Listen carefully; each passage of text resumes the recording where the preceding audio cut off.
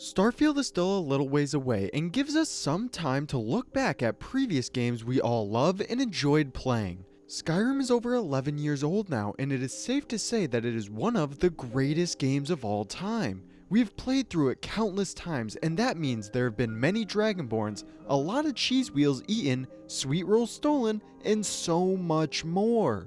Skyrim is just one of those games that refuse to go down, and for good reason. The community for the game is still very huge and active, and it will likely be like this till the next Elder Scrolls game is released. But there is still a question that we all have to ask, is whether Skyrim is still worth playing in 2023. And what is up guys, Ange from the Denmen here, and today I wanted to look back at Skyrim and answer the age-old question whether it is still worth playing. Short answer is always, but that's not why you clicked on this video. You wanted to know anything you haven't seen, done, or explored, and that is why we are here today. Newcomers and veterans alike will always find something new to do, and the game is over 11 years old now. So, with that being said, we have a lot to go over, so get comfy, grab that bottle of Hunting Brew Mead, and let's answer that question, is Skyrim still worth playing in 2023? Skyrim is a very large and expansive world with plenty of secrets to find and quests to complete. The world of the Elder Scrolls V is set in one of fantasy and akin to what you would find in medieval stories. Don't let that statement fool you and make it seem like it is a very shallow game with no good lore to dig into, because that is not the case at all. In the world of the Elder Scrolls, we have evil gods who try to take over the world, reptilian and feline humanoids, and trees that can communicate with each other. The world that Bethesda has created is, to say the least, very interesting. If you dig deep enough into in-game books and conversations with NPCs, you can find out so much about the world of the Elder Scrolls, and you will become invested with the story that Bethesda is trying to tell. Tamriel is the continent where all of the Elder Scrolls games have taken place so far. There's Akavir to the east, which is home to a lot of unique humanoids. I won't go too in depth with this, but I made a video about all of the races of Akavir, so if you missed that, link will be in the description box below. The continent of Tamriel is home to a lot of different species of people. These include the Altmer of Somerset, the Bosmer of Valenwood, the Khajiit of Elsewhere. From the region of Blackmarsh we have the Argonians, the Dunmer of Morwen, the Nords of Skyrim. From Cyrodiil we have the Imperials, the Bretons of High Rock, the Redguards of Hammerfell, and the free roaming Orcs. Each has their own unique set of attributes and skills tied to them, like the Altmer are adept in magic-based abilities, and the Redguards are well known for their one-handed skills. All of these different traits give each race an identity that is distinct from one another. There are 10 different races to choose from in Skyrim, so that gives way to plenty of different gameplay variations. When starting each playthrough, you will take each of the distinct abilities that they have into consideration and will make you want to start a new character just to see the difference it is to play with another person. Even before you customize your player and give them a name, Bethesda throws you into the world of Elder Scrolls in one of the ways they only know how, by being a prisoner. Just from the opening sequence, you can start to figure out what the story of Skyrim is going to look like. The moment you wake up in a haze in a car with your hands binded, you enter one of the most innovative and fantasy worlds games has ever seen. The story of Skyrim is shown through the beginning pretty well, with Ralof describing the civil war that has plagued the land for some time now, and the leader of the rebellion, mouth covered and sitting next to you. Ulfric Stormcloak, the face of the Stormcloak rebellion, about to be snuffed out to keep order across the lands by the Empire, or so everyone thought. Before you know it, a dragon swoops down just in time to save the player from being beheaded, and in a brief introduction, you are involved in the two major conflicts of Skyrim. The Skyrim Civil War and the dragon threat are the two driving forces of the main storyline, but that is just the tip of the iceberg. Once the player slays their first dragon, it becomes clear that they are the legendary Dragonborn, hero to Skyrim and savior of the people within the province. The main storyline will take the last Dragonborn to many different lands, including the Dwemer depths of Blackreach to the highest peaks of the Throat of the World, all to defeat a great foe known as Alduin the World Eater. There is much more to do in Skyrim than just the main quest. There are not only plenty of side quests, but also a great deal of faction quest lines. These include the Dark Brotherhood, College of Winterhold, Companions, and Thieves Guild. There are a lot of little ones as well, like the Bard's College, but there are also DLC ones, which we will talk about later in the video. For now, let's just take a look at the big ones. So there is the Dark Brotherhood. For people who have played Oblivion, they will remember them for their amazing house party quests. The Dark Brotherhood, though, is an assassination faction with the storyline focusing on the elimination of the Emperor of Tamriel.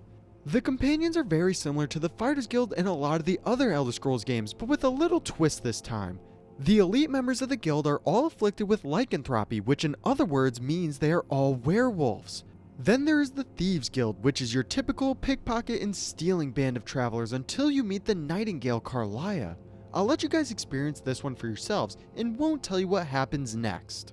Lastly, we have the College of Winterhold questline, which is your mage faction in Skyrim. Everyone should join with the mages at Winterhold, not only for the quests, but for what you can get by working with them. Firstly, you will have access to master level spells once your skills are high enough, and secondly is the Atronach Forge that can be found underneath the college. You will be able to craft Daedric weapons and armor with the forge, and is a good way to get higher level gear for low level players. Each of the factions are unique in their own right and should be played through at least once. They can really be a good time and just adds on to why Skyrim is one of the best games ever. So we have faction, civil war, and main story quests. That has to be all there is to Skyrim, right? You'd be surprised that all those are only the tip of the iceberg. We still have a lot more side quests that are singular play experiences like the infamous Escape from Sidna Mine story. We can see a majority of these scattered throughout the world, with plenty being fun missions to take on in the Dragonborn's downtime. There are also those that are quick little fetch quests that will change the world in little ways. These aren't as significant as the major side quest or faction ones, but they are still pretty enjoyable to do. As you can see, there are plenty of stories to immerse yourself into the world of Skyrim, but there is still so much more to do. Just traversing the lands and stumbling across a band of vampires or finding a letter to a lost treasure will make the player want to find all the secrets to the game. It really feels like every single time you play Skyrim, a new experience happens for the player, and there will always be something new to find. The world itself is very stunning and certainly immersive. There's so much to do and see in Skyrim, and when you think you've seen it all, something new just pops up out of nowhere. Then there is the combat, with hundreds of unique weapons to choose from. With battle axes, great swords, and bows. You can find so much gameplay variation in the combat alone. You can even take it a step further with dual-wielding spells, one-handed weapons, and of course using a sword and shield.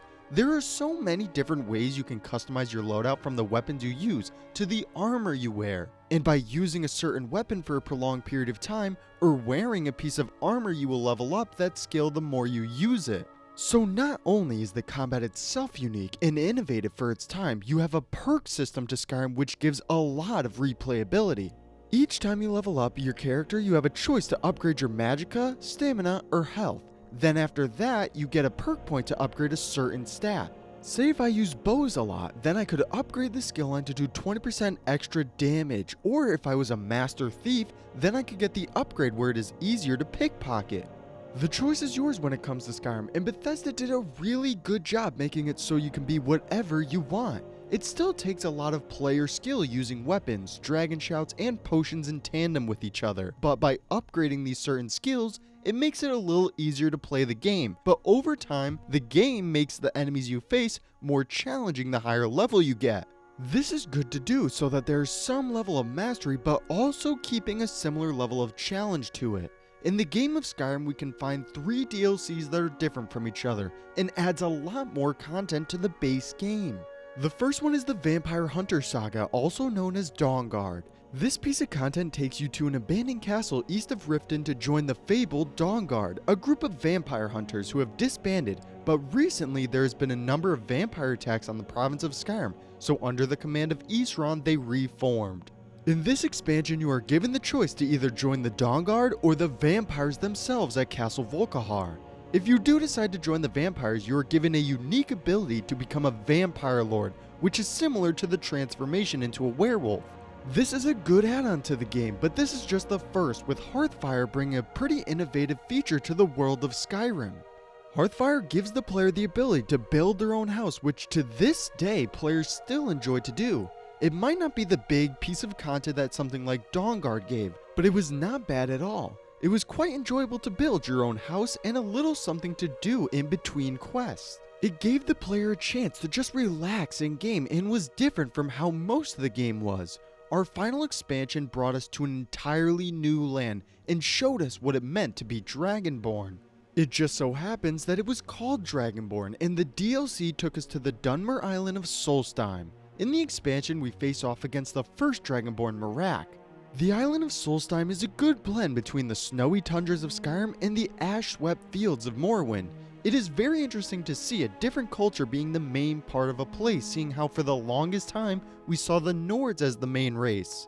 The Dark Elves got the spot in the expansion, with them having their own town of Raven Rock and the giant mushrooms of Tel Mithrin. Dragonborn was very different from the mainland of Skyrim, and there are a lot of secrets on the island of Soulstein to find, from the quests to the dungeons and the weapons themselves. All 3 of the DLCs brought something to Skyrim that wasn't in the game already, and they were all great additions to the game.